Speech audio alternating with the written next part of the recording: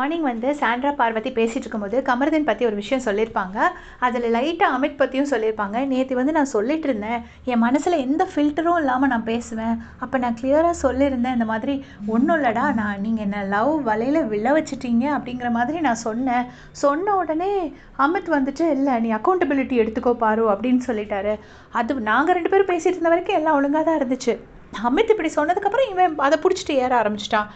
என்னடா சொன்னால் இப்படி ஏற வரீங்க அப்படின்னு சொல்லிட்டு நான் அப்படியே பார்த்தேன். அமித் சொன்னோடனே அமித் பற்றி சொல்ல வந்தாங்க. அப்புறம் வேண்டாம், இதை போய் சாண்ட்ரா போட்டு கொடுத்துருவா அப்படின்னு வந்துட்டு பாருக்கு ஒரு சின்ன டவுட் வந்துருச்சு. அதனால் அதை அப்படியே முழுங்கிட்டு சரி அதுக்கப்புறமா வந்து நான் அப்படியே அந்த இடத்த விட்டு வந்துட்டேன் அப்படின்னு சொல்லிட்டு சொல்லிட்டு இங்கே வந்துட்டாங்க. இங்கே வந்து கமருதீன் கிட்ட சொல்லிட்டு இருக்காங்க, எனக்கு எங்கள் அம்மா கிட்ட ஃபுல்லாக டிஸ்கிரைப் பண்ணணும், எல்லாத்தையும் எக்ஸ்பிளைன் பண்ணணும் என்ன நடந்துச்சுன்னு. நீயும் எங்கள் அம்மா கூட பேசு, உனக்கு ஓகேன்னா நீயும் எங்கள் அம்மா கூட பேசு. ஸோ அந்த 1 நைட் ஃபுல்லாக ஸ்டே பண்ணுறது எங்கள் அம்மாவாக இருந்தால் கரெக்டாக இருக்கும் அப்படின்னு நான் நினைக்கிறேன். இனி நான் கனி கூடயும் பேசுவேன் அப்படின்னு சொல்லிட்டு சொல்கிறாங்க. மார்னிங்கே கனி அக்காவை கூப்பிட்ருக்காங்க, என் கூட பேசவான்னு சொல்லி கூப்பிட்ருக்காங்க. ஸோ கூப்பிட்டு இப்போ எப்படின்னா, கனி அக்காவோட தங்கச்சி விஜயலட்சுமி வராங்களா இல்லை பார்வதியோட அம்மா வராங்களா அப்படிங்கிறதா பிரச்சனையாக இருக்கும். அநேகமாக பிக் பாஸ் இவங்க 2 பேத்துக்குள்ளேயே நல்லா அடிச்சு விட்டுருக்கட்டும் அப்படிங்கிற மாதிரி இவங்க 2 பேத்துக்குள்ளே மூட்டி விட்டுருவாருன்னு நான் நினைக்கிறேன். ஸோ கனி அக்காவும் பார்வதியும் 2 பேரும் தான் டிஸ்கஸ் பண்ணி அதில் ஒரு முடிவுக்கு வர போகிறாங்க.